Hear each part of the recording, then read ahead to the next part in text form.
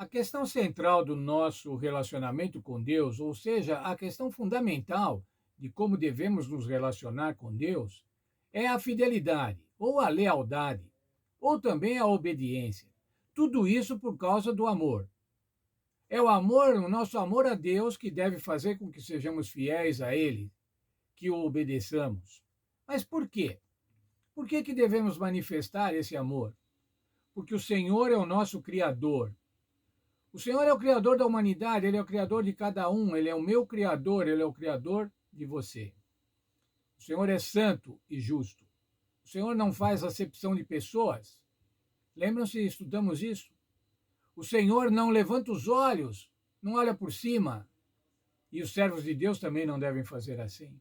O Senhor é bondoso, o Senhor é salvador. Todas essas características, irmãos, encontramos no Senhor Jesus Cristo, que é o Deus Filho que se fez homem para que pudesse nos salvar. Mas, irmãos, na nossa relação com Deus podem acontecer duas coisas. Ou aceitamos a Deus, ou aceitamos o plano de Deus e somos fiéis a Ele e recebemos as bênçãos, ou deixamos de obedecer a Deus, passamos a atuar de acordo com a vontade de Satanás e dessa forma receberemos as maldições. Isso foi explicitado para o povo de Israel dezenas de vezes. Os profetas falavam isso. Escolhe entre a vida e a morte. Escolhe entre a bênção e a maldição. E muitas vezes na Bíblia diz assim: mas escolhem a vida, por que é que vocês vão morrer?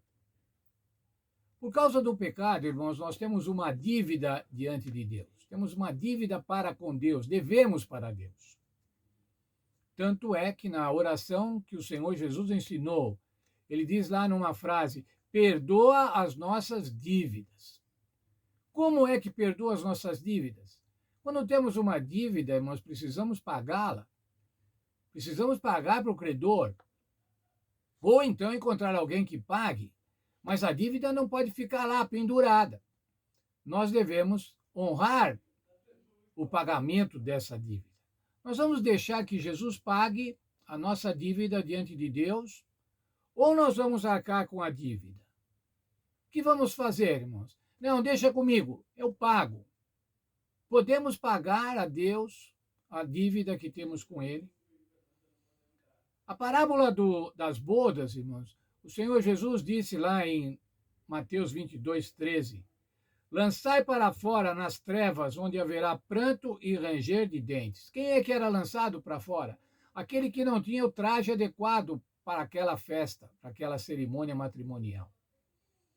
Se nós não estivermos trajados, irmãos, com a justiça do Senhor Jesus, nós vamos ser também lançados fora, onde vai haver destruição eterna. Nós gostamos muito de falar do Senhor Jesus, nosso Salvador. Deus nos ama, Deus quer nos salvar, Deus nos salva. Mas deixamos de falar, irmãos, que vai haver um julgamento. Muitos serão salvos, mas muitos não serão salvos. A possibilidade de salvação é universal para todo aquele que nele crê. É o que diz o verso. Mas nem todos vão crer, irmãos. Nem todos vão estar ao lado do Senhor Jesus. Muitos não serão salvos. O texto de Hebreus 10, de 28 a 31, o autor do livro de Hebreus fala sobre quebrar a lei de Moisés. Quando se quebrava a lei de Moisés, se tivesse duas testemunhas, aquele que quebrou a lei era passível da morte.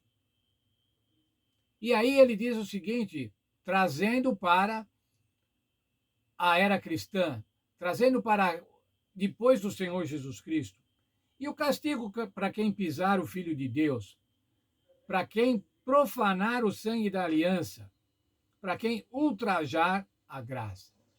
Qual será o castigo para aquele que ultrajar a graça? Que não valorizar a graça, ou pior, que desprezar a graça, não aceitar a graça do Senhor Jesus Cristo. Para aquele que profanar o sangue do Senhor Jesus Cristo, não aceitando o sangue derramado em nome e em favor de cada um de nós pecadores.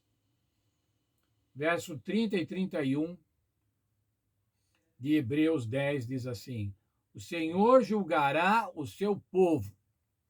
Horrenda coisa é cair nas mãos de Deus vivo. Esse verso, irmãos, me faz temer.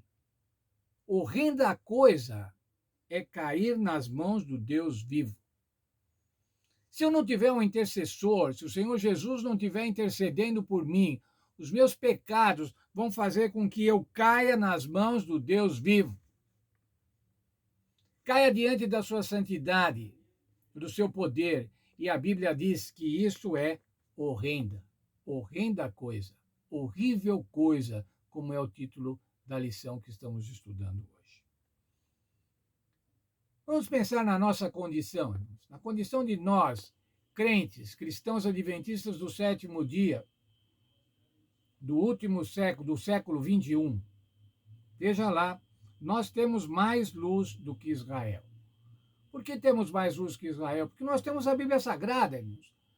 O Velho e o Novo Testamento completos, guardados, inspirados e guardados, preservados pelo Espírito Santo, para que nós pudéssemos consultá-lo. Então nós temos muito mais luz do que Israel.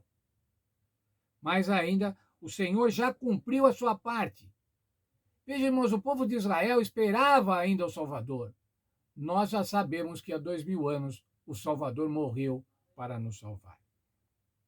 Nós temos a Bíblia Sagrada, preservada, milagrosamente preservada pelo Espírito Santo. E nós temos as profecias cumpridas.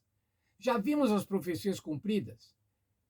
Dezenas e dezenas de profecias bíblicas cumpridas e algumas poucas para cumprir. O que faz com que nós tenhamos convicção de que essas que não foram cumpridas serão também cumpridas. Temos muito mais responsabilidade. Devemos estar em Cristo. Não podemos, irmãos, olvidar tamanha salvação. Veja o texto de Romanos, o apóstolo Paulo escrevendo no capítulo 8, no verso 1.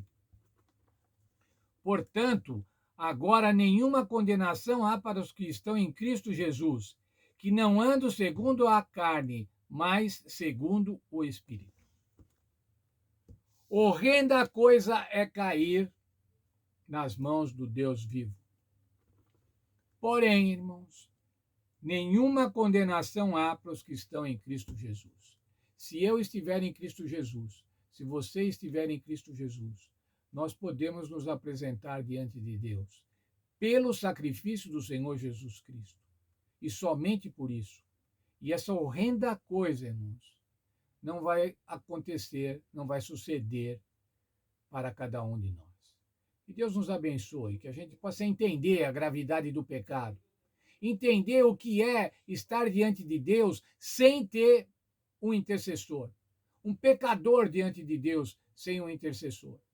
Mas especialmente, irmãos, que possamos entender que temos um intercessor, o Senhor Jesus Cristo, que já cumpriu a sua parte para que nós pudéssemos ser salvos.